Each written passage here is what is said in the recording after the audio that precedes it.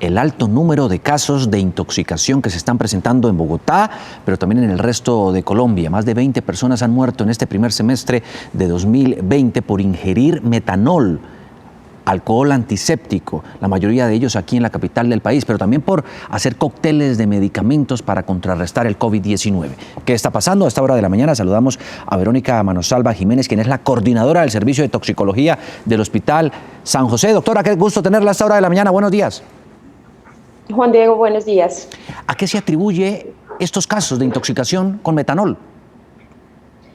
Son diferentes causas, Juan Diego. Una de ellas es que los pacientes que tienen antecedente de dependencia al alcohol, en su afanada búsqueda de buscar este tipo de bebidas alcohólicas, están adquiriendo alcohol adulterado. Este alcohol adulterado es rico en metanol y es de fácil consecución. Otra de las causas es que de forma primordial los habitantes de calle, al hacer de forma artesanal alcohol, mezclando alcohol antiséptico con frutiño o gaseosa, lo conocemos como chamber, pueden estar adquiriendo o ingiriendo alcohol de tipo metanol. Licor carcelario también, que se conoce. Sí, exactamente, sí, Juan Diego. Le ponen un dulce también. Sí, el dulce es pues para que el sabor del alcohol sea más ameno, más a gusto, pero principalmente las preparaciones van asociadas a gaseosas o jugos como frutiño, como jugo del valle, para darle un mejor sabor. ¿Qué le puede pasar a una persona que ingiere eso? Pues inicialmente los síntomas son como una embriaguez, síntomas como náuseas, mareos, síntomas gastrointestinales, pero a futuro o en unas horas después pueden cursar con alteraciones metabólicas importantes que lo pueden llevar a la muerte o alteraciones visuales. El metanol produce dos metabolitos importantes y uno de ellos, el ácido fórmico, pues tiene buena predilección por el sistema nervioso central, especialmente por retina y nervio óptico, y esto produce ceguera. Entonces muchos de los pacientes pueden quedar con secuelas si quedan vivos.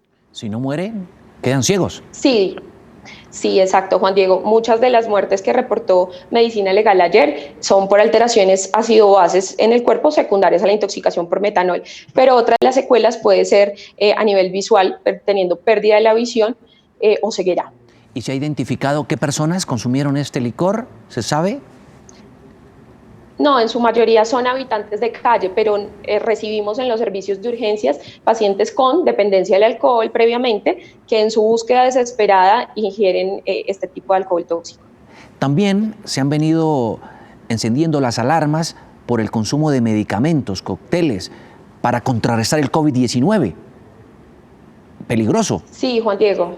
Sí, resulta que estamos ingiriendo medicamentos en cualquier momento y asociados cuando escuchamos que existe alguna evidencia mínima para prevenir o tratar el COVID. Y resulta que es claro que los medicamentos deben ser vigilados por el médico, no solo por lo que pueda producir el medicamento en sí, sino asociado a otros medicamentos.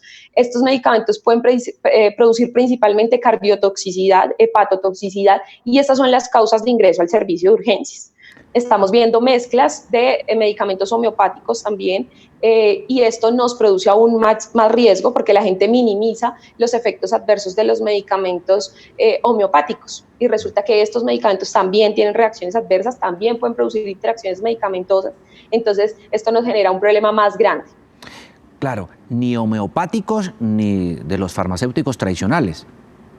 Así es, Juan Diego. Idealmente, la medicación debe ser ordenada y vigilada por un médico. Ahora bien, no todos los medicamentos deben ser adquiridos en casa, ¿sí? Idealmente deben estar bajo supervisión intrahospitalaria, y si son medicamentos para uso en casa, deben estar ordenados por un médico que previamente vigile las posibles interacciones medicamentosas, porque no es solo el medicamento, sino las preexistencias que tengamos, qué enfermedades tenemos antes de y cuáles medicamentos no podemos ingerir de acuerdo a las enfermedades que tengamos previamente. En medio de advertencias se han anunciado ensayos con algunos medicamentos que podrían tener algún efecto positivo en el tratamiento del COVID.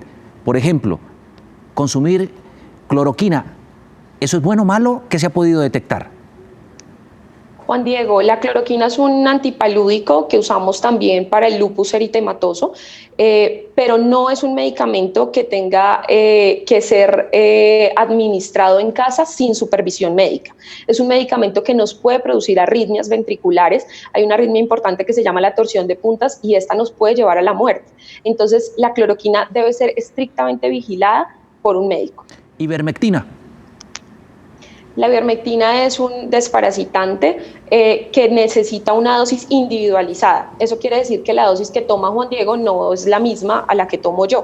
Por eso debe ser ordenada por un médico. Adicional a esto, es quien debe decidir cuál desparasitante es el ideal. Para los casos de COVID-19, la OMS, la OPS y el INVIMA se han pronunciado y no hay estudios clínicos que verdaderamente aprueben el uso tanto en prevención como en tratamiento de COVID.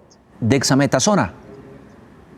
La dexametasona es un corticosteroide que bien tiene evidencia en pacientes ventilados o con requerimientos de oxígeno suplementario con diagnóstico de COVID.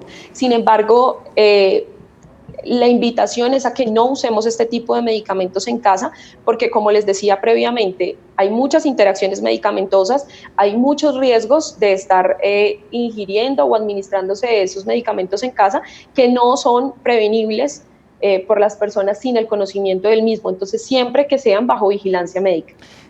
¿Qué le diría usted a un televidente que la esté mirando y escuchando atentamente y de pronto tiene leves síntomas de gripa? ¿Podría comprar y tomarse un antigripal sin problema? No, Juan Diego, la idea es que siempre que tengamos claros los síntomas del coronavirus, asistamos a los servicios de urgencia siempre antes de haber acudido a una línea de información. Cada EPS tiene una línea designada en donde brindan una asesoría clara y nos dicen dónde nos toman la muestra, si es necesario que acudamos al servicio de urgencias o no. Entonces no vale la pena de forma apresurada tomar medicamentos que sí nos puedan producir daños adicionales o incluso la muerte. Verónica Manosalva Jiménez, coordinadora del Servicio de Toxicología del Hospital San José, muy clara, bueno, a la yugular fuimos, doctora, con todas estas explicaciones. Muchísimas gracias, qué gusto tenerla aquí en Noticias Caracol. Gracias a usted, Juan Diego, buen día. Feliz día.